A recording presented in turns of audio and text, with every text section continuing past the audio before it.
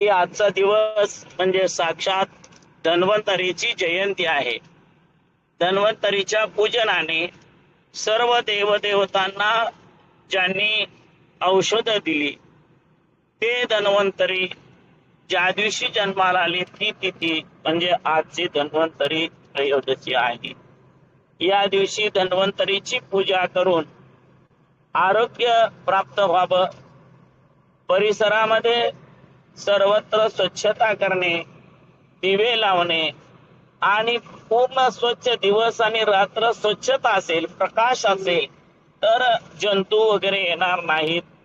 धुक्याचा प्रादुर्भाव असतो, सकाळ सकाळी भरपूर दव पडत असतं आणि अशा वेळेला छोटे छोटे किटाणू, जळू आणि वायूच्या माध्यमातून येणारे वेगवेगळे जंतू यामुळे फुफ्फुसाचे वगैरे विकार होण्याची भीती असते. तेव्हा अशा प्रकारचा कुठलाही त्रास आपणाला होऊ नये, सर्वांना आरोग्य प्राप्त व्हावं या हेतूने आजच्या दिवशी साक्षात धन्वंतरीची पूजा करून आपण आरोग्याची प्रार्थना किंवा आरोग्यासंबंधी ईश्वराजवळ याचना करत असतो. अशा प्रकारच्या या पवित्र दिवसाचं औचित्य साधून पूर्व काळामध्ये देखील या सगळ्या गोष्टी म्हणजे आरोग्यदायी गोष्ट शिकवणारे कोण होते तर गुरुच होते. इतर कुठलीच गोष्ट नव्हती. त्या काळाला दवाखान्याची किंवा डॉक्टराची आवश्यकताच नसायची. जी गोष्टी आपल्याला पाहिजेत त्या सर्व एका गुरुकडून मिळत असत. पहाटे उठून गुरु महाराज व्यायाम करून घेत असत, स्नान करवत असत. सूर्योदयापूर्वी सर्वांचं स्नान होत असे आणि पर्यायाने सूर्योदयानंतर सर्वांनाच एक आनंददायी अशा प्रकारे पवित्र सूर्य किरणांच्या सान्निध्यामध्ये आसन व्यायाम करण्याची संधी मिळत असे. ते झाल्यानंतर मग स्वाध्याय असे किंवा ज्याला ज्या क्षेत्राची आवड आहे त्याप्रमाणे गुरु महाराज शेती करणाऱ्याला शेतीची माहिती देत असत. त्या संबंधाने त्यांना गाई, बैल किंवा इतर वासरांची वगैरे सेवा कशी करावी याबद्दलची माहिती देत असत. पर्यायानेच त्या व्यक्तीचा गोमय आणि गोमूत्राशी संपर्क आल्यामुळे आरोग्याच्या दृष्टीने खूप चांगली अवस्था असायची. प्रत्येक जण अंगाला शेण लावून, गोमूत्र लावून, काही वेळ उन्हात बसून अशा पद्धतीने या दिवसामध्ये आपल्या अंगाला खास सुटते. बऱ्याच लोकांना त्वचारोग, खरूज वगैरे प्रकार आपल्याला पाहायला मिळतात किंवा पायामध्ये चिकल्या होणे वगैरे. या सगळ्याचा एकमेव अशा प्रकारचा रामबाण उपाय म्हणजे सर्वांनी गोमूत्र प्राशन करणं आणि गोमूत्र शेण अंगाला लावून स्नान करणं. आता आपल्याला उठणं बिटणं वगैरे या सगळ्या गोष्टी पाहू लागलो आहोत आपण, पण त्या काळामध्ये असं काहीच नसायचं. त्यावेळेला अंगाला शेण लावून निवांत बसायचं किंवा गोवऱ्या जाळून त्याची राख केली जायची आणि ती अंगाला फासायची. एक वेगळाच आनंद त्या निमित्ताने आपल्याला मिळत असे. अलीकडे ते सर्व बंद होत चाललेलं आहे आणि मग वेगवेगळ्या पद्धतीने ठीक आहे, काला तस्मै नमः, कालाला अनुसरून जशा पद्धतीचे स्थिती आहे त्यानुसार सण उत्सव साजरे केले जातात. पण त्या काळामध्ये मात्र गायीच्या भरपूर शेणाची अपेक्षा असायची, गोमूत्राची अपेक्षा असायची. थंडीचा कालावधी असल्या कारणाने आपोआपच जनावर भरपूर गोमूत्र देत असत आणि शेणही उत्तम अशा प्रकारचं मिळत असे. त्यामुळे त्याचा उपयोग करायचा. अर्थातच या गायी म्हशी नाही, गायी बैलांचाच त्यावेळेला आपणाला आनंद व्हायचा. शेतीच्या कामासाठी बैल उपयोगी पडायचे आणि आरोग्यासाठी दही, दूध, तूप, लोणी अशा प्रकारच्या अवस्था, ताक वगैरे मिळत असे. आरोग्यदायी असलेल्या या सगळ्या गोष्टी आपल्या जीवनाला नवीन चैतन्य द्यायच्या. म्हणून दिन दिन दिवाळी, गाई म्हैसी ओवाळी. खरं गाई म्हैसी नाही, गाई बैल ओवाळी असं असलं पाहिजे. पण नंतर म्हैसी आल्या त्यामुळे पोर्तुगीजांनी आपल्याकडे ती एक व्यवस्था केली आणि मग गायीच्या चंचल अशा स्वभावामुळे अतिशय बुद्धिमान अशा प्रकारची जनता त्यावेळेला होती. केवळ गायीच्या शुद्ध दुधामुळे आपल्यामध्ये हे चंचलता किंवा बुद्धिमत्ता येत होती. आता मात्र दुर्दैवाने तसं होताना दिसत नाही. सर्वत्र म्हैसीचं आणि त्याच्याही पलीकडे जाऊन सांगायचं झालं तर श्वान शुकर आदी प्राण्यांचे संकर केल्या कारणाने ते संकरित दूध, ज्याला आपण जर्सी म्हणतोय, तिचं दूध आपणाला पिण्याची परिस्थिती निर्माण झाली आणि पर्यायानेच आपलं आरोग्य धोक्यात आलं. आज सर्वत्र आपणाला धोकादायक भयंकर अशा प्रकारच्या स्थितीला सामोरं जावं लागत आहे आणि तरीही आपण ते आनंदाने स्वीकारत आहोत. कालाय तस्मै नमः. परंतु पुन्हा एकदा आता आपणाला वेगवेगळ्या रोगांचा प्रादुर्भाव झाल्यानंतर, श्वसनाचे विकार झाल्यानंतर, त्वचा विकार झाल्यानंतर पुन्हा एकदा या शेणाचं, गोमूत्राचं आणि पर्यायाने गायी आणि गोवंशाचं महत्व सर्व जगाच्या लक्षात आलेलं आहे. भारतामध्ये असलेल्या विविध गायी, जवळजवळ 81 प्रकारच्या गायी आपल्याकडे आहेत आणि त्या सर्व गायींच्या वेगवेगळ्या प्रकारच्या उत्तम जाती आज परदेशामध्ये लोक मुद्दाम नेत आहेत आणि त्यांनी त्यांचं जीवन आरोग्यमय करतायत. आफ्रिका सारख्या देशामध्ये सतत पाऊस किंवा जंगल असल्यामुळे अंधार, कोंदट हवा, दमट हवा अशा वातावरणामध्ये सुद्धा या जनावरांच्या सानिध्याने खूप मोठी आरोग्यदृष्ट्या प्रगती झाल्याचं चित्र आणि बुद्धिमत्तेच्या दृष्टीने देखील एक श्रेष्ठ अशा प्रकारचं गोवंश भारतामध्ये असल्यामुळे सर्वांनाच त्याचा आनंद होतो आहे. आणि भगवान श्रीकृष्णाची नगरी म्हणजे बलराम दादाच्या घरात तर जनावरच भरपूर होती. गायी, बैल, वासरं यांचा सर्वत्र सुकाळ होता आणि पर्यायाने त्या सर्व प्राण्यांच्या सेवेत जात असताना त्यांचं शेण काढण्यामुळे, त्यांच्या गोमूत्राचा संपर्क आल्यामुळे आणि त्याच वासामध्ये वावरत असल्यामुळे श्वासोच्छ्वासनाचे असू देत किंवा त्वचा विकाराचे असू देत, बुद्धिमत्तेचे असू देत, इतर कुठलेही सांध्यांचे वगैरे रोग असू देत, त्यातला कशाचाच प्रादुर्भाव होत नव्हता. कारण आम्ही लोक साईयुक्त दूध खात होतो. सुंदर अशा प्रकारची साई, खपरी सारखी साई आपल्याला मिळायची आणि मग भाकरीचा पपुद्र असावा तसं दुधावरची साय देखील आनंदाने आम्ही खात होतो. सुंदर अशा प्रकारचं दूध, गरम गरम दूध थोडं उघड ठेवून कोमट झाल्यानंतर जुन्या एक चमचाभर ताकामध्ये किंवा दह्यामध्ये ते दूध ठेवलं जायचं आणि त्याचं सुंदर दही, दुसऱ्या दिवशी ताजं दही, सुंदर मधुर असं दही आपल्याला मिळत असे. दह्याचं मंथन करून लोणी, त्याचबरोबर ताक आणि दोन्ही कडवून त्याचं तूप, अशा प्रकारे सर्व व्यवस्था आणि उत्तम रीतीचं आरोग्यदायी असा एक अल्प आहार आपल्याला मिळत असे. पर्यायाने मग भाकरी बरोबर चटणी, त्याच्यासोबत तूप किंवा लोणी असं सुंदर आहार त्या काळामध्ये आपल्याला मिळत असे. बहुतांश जुन्या काळामध्ये डोकीला, पायाला लोणी किंवा तूप लावत असत. इतकी श्रीमंती आमची होती की आपल्या अंगाला तूप लावणं किंवा लोणी लावणं हे काही अवघड गोष्ट आहे असं कोणालाच वाटत.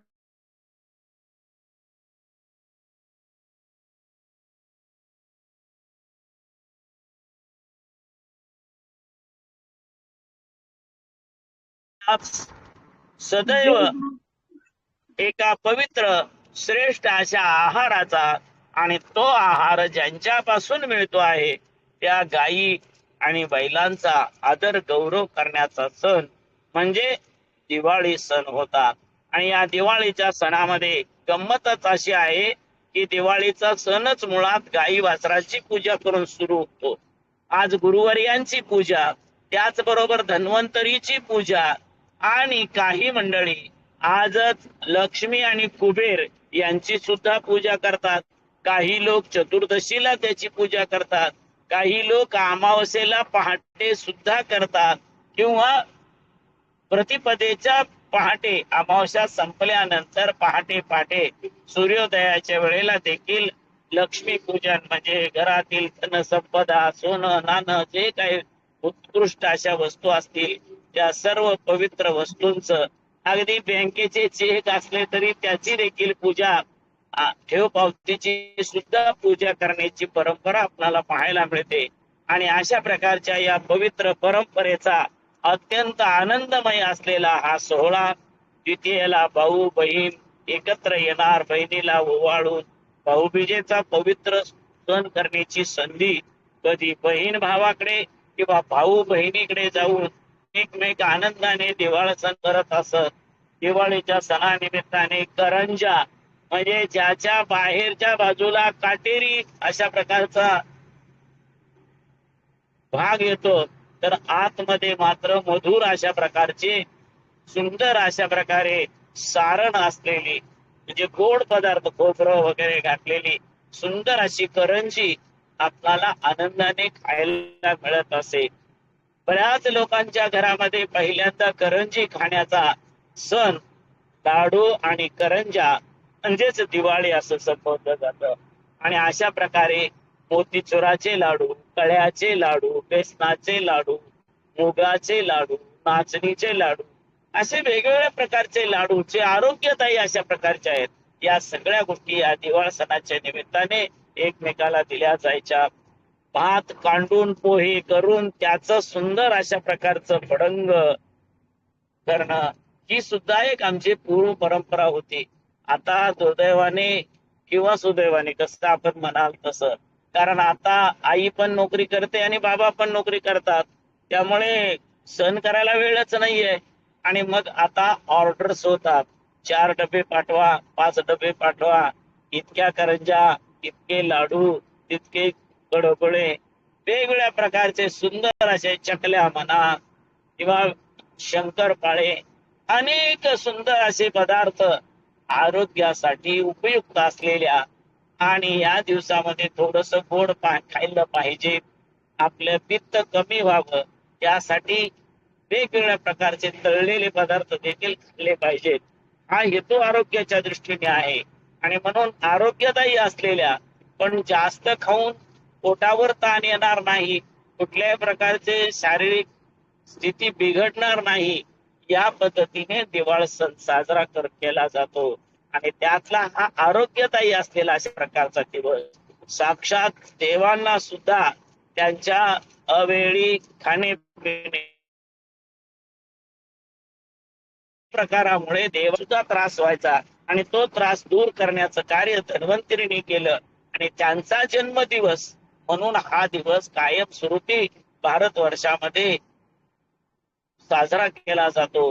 धन त्रयोदशी, धन्वंतरीची त्रयोदशी या हेतूने आजच्या दिवसाचं महत्व सांगितलेलं आहे. आणि त्याच वेळेला श्री गुरु सुद्धा या सगळ्या गोष्टी सांगत असत, शिकवत असत. बैलांची सेवा करायला जसे शिकवत होते, व्यायाम करायला जसे शिकवत होते, त्याच पद्धतीने वेगवेगळे पदार्थ कसे करावे हे पाकशास्त्र सुद्धा आपणाला एकाच गुरुकडून शिकवलं जात होतं. पूर्वीच्या काळात गुरुकडूनच या सगळ्या विद्या शिकवल्या जायच्या. पाककला असू दे किंवा आरोग्य दृष्टीने व्यायाम आदी कर्म असू दे, त्या सगळ्या कला एका गुरुकडून आपल्याला मिळत होत्या. आणि म्हणून ही द्वादशी गुरूंची आणि त्रयोदशी ही धन्वंतरीची या नात्याने आपल्याकडे हा सण साजरा केला जातो. तुमच्या आमच्या सर्वांच्या जीवनामध्ये अतिशय महत्वाचा असलेला हा दिवस आहे. मुळातच धन्वंतरीचं समुद्र मंथनातून धन्वंतरी निर्माण झालेले आहेत. आणि त्यानंतरचा पुढची अवस्था म्हणजे हलाहल सुद्धा प्राप्त झालं. त्या हलाहलाचे परिणाम सुद्धा सर्वांना भोगावे लागले. आणि त्या निमित्ताने देवांना देखील त्रास झाला. तो त्रास दूर करण्याकरता धन्वंतरींनी प्रयत्न केला आणि देवांना आराम मिळाला. देव दीर्घायू किंबहुना चिरंजीव झाले.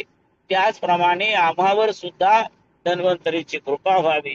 आमचंही जीवन धन्वंतरीच्या आशीर्वादाने आरोग्यमय अशा प्रकारचे, निरोगी अशा प्रकारे व्हावं, या हेतूने आजच्या दिवशी आपण सर्वजण अनन्य भक्तिभावाने, अतिशय दृढ भक्तिपूर्वक अशा प्रकारे धन्वंतरीची पूजा करत असतो. आणि बहुतांश परंपरेनुसार भारतीय सनातन संस्कृतीमध्ये शैव, शाक्त, वैष्णव सर्व संप्रदायाचे लोक आहेत.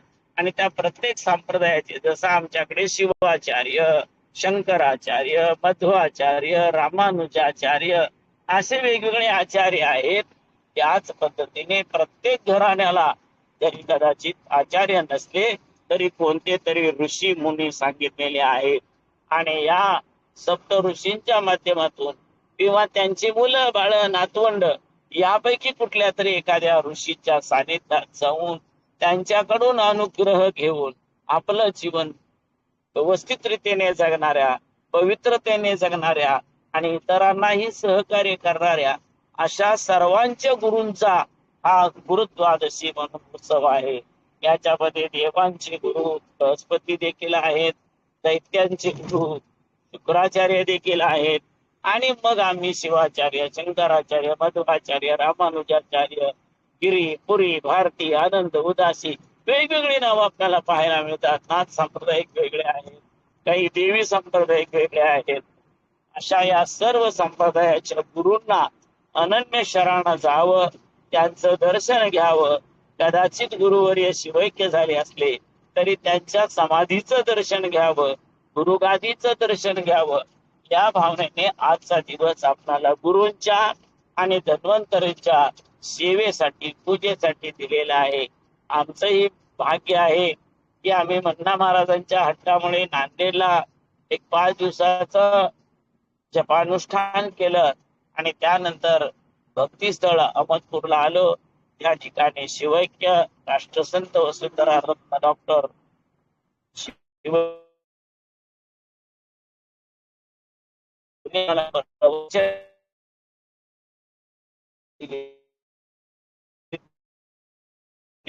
आज देखील आपण ऐकत आहात, तेव्हा त्यांच्याही समाधीचं दर्शन घेण्याचा योग मला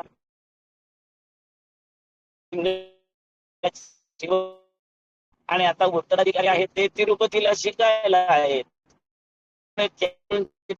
सेवा करतात. पण यापूर्वी जोपर्यंत 1917 सालापर्यंत 1909 सालापर्यंत 17 जानेवारी पर्यंत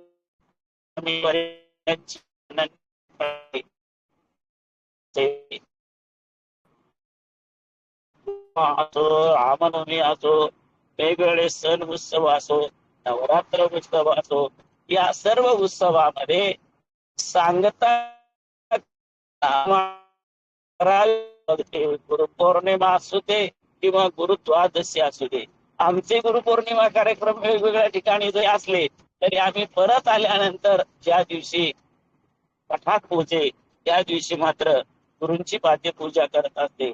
आणि गुरुवर्य देखील अतिशय आनंदाने त्या दिवशी सुंदर रुद्र वगैरे म्हणून बिल्वार्चन, फुलार्चन, आमच्याकडे बेल फार कमी मिळायचा आणि म्हणून फुलंच भरपूर घालायची.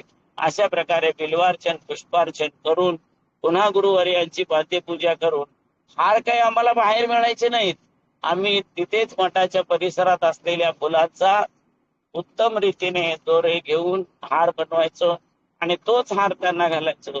त्यानंतर त्यांच्याकडून आशीर्वाद म्हणून आमच्या गळ्यात जेव्हा हार पडेल तेव्हा आम्हाला मुठभर मांस वाटल्याचा आनंद व्हायचा.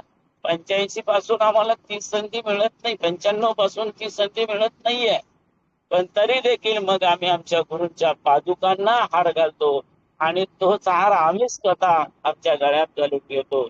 आज मात्र अतिशय आनंद वाटला की अहमदपूर आपांच्या समाधीचंही दर्शन झालं आणि त्याच्या प्रतिमेजवळ उभं राहून हात जोडून त्यांना प्रार्थना करण्याची संधी सुद्धा मिळाली. नेहमीच दररोज असं किंवा दर गुरुद्वादशीला असं घडेलच असं नाही, कुठे कुठे वेगवेगळ्या ठिकाणी आपल्याला बोलावणं होतं, त्या ठिकाणी कार्यक्रम असतात. बहुतेक गुरुद्वादशी दिवशी गुरुपाद्य पूजनाचा कार्यक्रम कुठे ना कुठे ठरलेलाच असतो. आता तर मन्ना महाराजांनी ही धनत्रयोदशी आणि गुरुद्वादशी मी नांदेडलाच केली पाहिजे असा हट्ट धरला आणि त्याला आम्हाला मान्यताच द्यावी लागली. अशा प्रकारे आता नांदेड परिसरातल्या अनेक लोकांना त्या मन्ना महाराज नगरी, हायटेक सिटी नांदेड, सांगवी या ठिकाणी दरवर्षी या गुरुद्वादशीच्या निमित्ताने दर्शनाचा योग येऊ शकतो.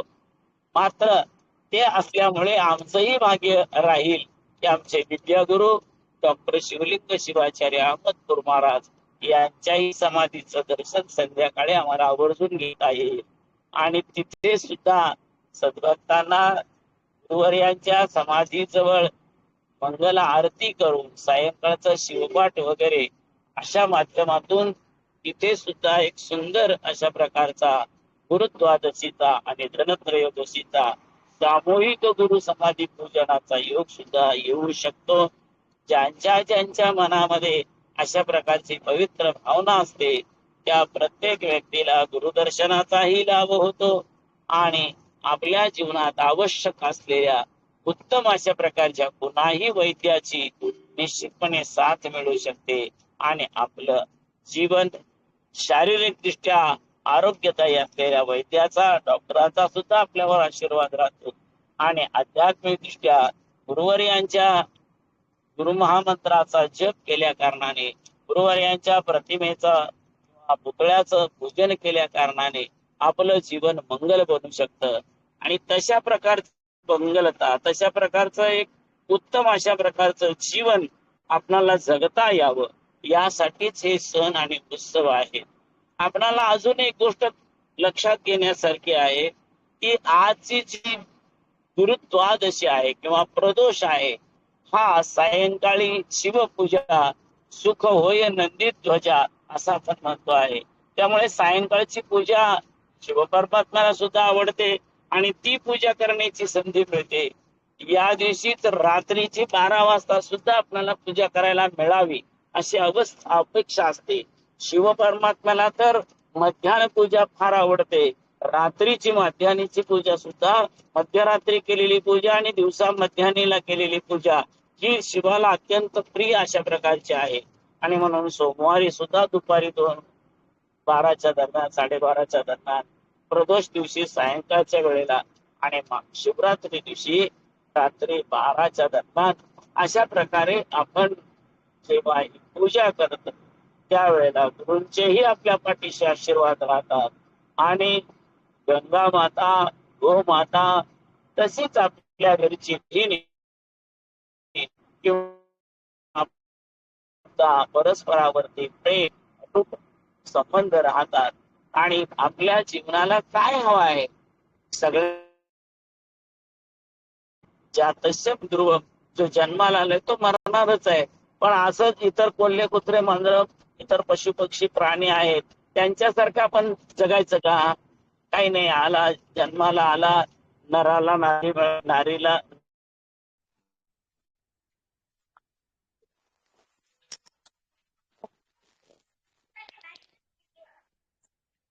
आणि आपणाला पवित्र अशा प्रकारच्या दोन जीवाला, संस्कारी अशा प्रकारच्या जीवात्म्याचा संबंध येतो आणि त्या दोघांच्या साथीमुळे, त्या दोघांच्या चिंतन मननामुळे एक सुंदर संतान जन्माला येतं की जे भावी जीवनामध्ये आपल्या धर्माची धुरा सांभाळेल, आपल्या राष्ट्राचं संरक्षण करेल, राष्ट्रीय संपत्तीचं संरक्षण करेल आणि अशा प्रकारचं देव, देश आणि धर्मावर श्रद्धा असलेलं संतान जन्माला येईल. आपल्या पुढच्या पिढ्यानपिढ्या ही परंपरा, हे आपल्या धर्माचे आचार, विचार, संस्कार सांभाळेल अशा प्रकारचं एक सत्संतान आपल्याला प्राप्त व्हावं याच्यासाठी सुद्धा धन्वंतरीचीच कृपा आपल्याला अत्यंत आवश्यक आहे. धन्वंतरीची कृपा झाली तर आपल्याला संतती प्राप्त होऊ शकते, संपत्ती प्राप्त होऊ शकते, आयुर्वैभव जे जे काही आपल्या अपेक्षा आहेत त्या सर्व त्यांच्यापासून प्राप्त होऊ शकतात. आणि म्हणून श्री गुरु शरणम व्रज, गुरुला शरण जा आणि त्याचबरोबर गायीला सुद्धा वंदन करा, गायीची सुद्धा पूजा करा. हे गो माते नंदा, भद्रा, सुमना, सुशिरा यांच्या कुलात जन्माला घेतलेले आहे. भगवती तुझ्या कृपाशीर्वादाने, तुला दिलेल्या आसाने तू आम्हाला आशीर्वाद दे आणि तुझ्याप्रमाणेच आमचंही संतान वाढलेलं आहे. त्या मुला नातवंडांना देखील उत्तम आयुर, आरोग्य, संतती, संपत्ती, यश, कीर्ती सर्व काही प्रदान कर. अशा प्रकारची प्रार्थना आपण देवाजवळ केली पाहिजे, गुरूंजवळ केली पाहिजे. आणि जे लिंगायत आहेत त्यांनी गळ्यातल्या इष्टलिंगाची पूजा करून गुरूंची फोटो, प्रतिमा, पादुका काहीतरी ठेवून आपण आवर्जून त्यांचं चिंतन करावं. बहुतांश लोकांना श्री गुरूंची प्रतिमा किंवा फोटो मिळू शकतो. अलीकडे तर काय सहज इथे आपल्या आशीर्वचन चालू असताना सुद्धा पटकन स्क्रीनशॉट काढला जातो आणि तोच फोटो आपल्या स्टेटसला ठेवला जातो. त्याच पद्धतीने तोच फोटो आपण आपल्या देवघरात, तिथं शयनगृह झोपताय तुम्ही तिथे किंवा जिथे बसता अभ्यास करता त्या ठिकाणी आपण गुरूंचा फोटो लावला पाहिजे, धन्वंतरीचा फोटो लावला पाहिजे, कुबेराचा फोटो लावला पाहिजे, लक्ष्मीचा फोटो लावला पाहिजे आणि आमचं आर्थिक, सामाजिक सर्व दृष्टीने बल वाढेल असा प्रयत्न केला पाहिजे. भगवान शिव परमात्मा हा अत्यंत दयाळू आहे. त्याला फक्त तुम्ही प्रेमाने नामस्मरण केलेलं आवडतं. तुम्ही एकमेकाला घास दिलात आणि एकमेकाने एकमेकाला जवळीक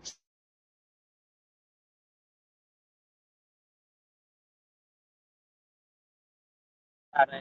आणि म्हणून आपल्या सर्वांना कोणाला ड्युटीला जायचंय, कोणाचे काय वेगवेगळे उद्योग आहे, कोणाला आता झोपायचंय, रात्री नाही होती, जेव्हा आणखी काय होतं, अशा अनेक प्रकारच्या आपल्या एकमेकाच्या समस्या असू शकतात. पण त्या सर्व समस्येवर उत्तम उपाय म्हणजे नामस्मरण हे आम्ही लक्षात ठेवलं पाहिजे. आणि त्या पद्धतीने आपण गुरुचं नामस्मरण करा, धन्वंतरीचं नामस्मरण करा, लक्ष्मीचं नामस्मरण करा. आणि जे काही आपल्या सर्वांना आवडणारी गोष्ट आहे ती म्हणजे आरोग्य. सर्वांना माहित आहे काय पण होते देवा, आपण आजार कुठला नको, सर्व दृष्टीने मी तंदुरुस्त राहायला पाहिजे अशी आपली सर्वांचीच अपेक्षा आहे. फक्त त्याच्यासाठी व्यायामाची गरज आहे, ती मात्र दुर्दैवाने आपण करत नाहीये. आता आपण सर्वांनी या हिवाळ्याचा एक फायदा घेतला पाहिजे की रोज सकाळी पण लवकर उठून फिरून आलं पाहिजे आणि संध्याकाळी सुद्धा लवकरच सूर्यास्त होत असतो, त्यामुळे 1 तास 1.5 तास आपण फिरून आलं पाहिजे. रोज सकाळी देखील 8, 8:30 वाजता आणि रोज रात्री देखील 8, 8:30 वाजता आपण आवर्जून प्रसाद घेतला पाहिजे. वास्तविक पाहता संध्याकाळी सूर्यास्ताच्या अगोदर, सूर्य अस्तमानाला जाण्यापूर्वीच काहीतरी खाल्लं पाहिजे आणि फक्त नामस्मरण, भजन, चिंतन करत राहिलं पाहिजे. आपणा सर्वांनाच आपल्या ज्या भौतिक इच्छा आहेत त्या पूर्ण व्हाव्यात, संसारिक इच्छा आहेत त्या पूर्ण व्हाव्यात आणि हे सर्व कारण करण्या